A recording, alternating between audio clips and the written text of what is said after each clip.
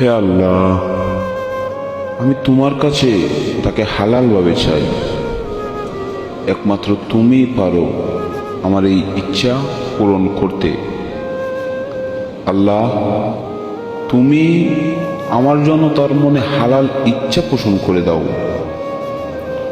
তুমি তাকে সেই মন মানসিকতা করে দাও যেন সে আমাকে বুঝতে পারে। তুমি তারে আমার নসিব করো আল্লাহ। আল্লাহ, তুমি না দিলে কে দিবে? আমি আর কার কাছে চাইবো আল্লাহ? কারো কাছে চেয়েও তো পাবো না। আল্লাহ, তোমার কাছে তো কিছুরই অভাব নেই।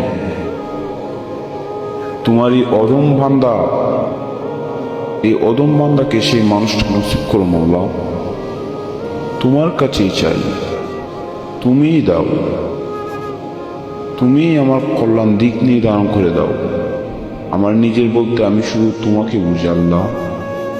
তুমি সেই মানুষটাকে আমার জন্য কল্যাণকর করে দাও, আমার জন্য তাকে হালাল করে দাও। সেই মানুষটাকে আমার করতে যা যা লাগে সেই সব কিছু তুমি আমাকে তৌফিক করো মওলা।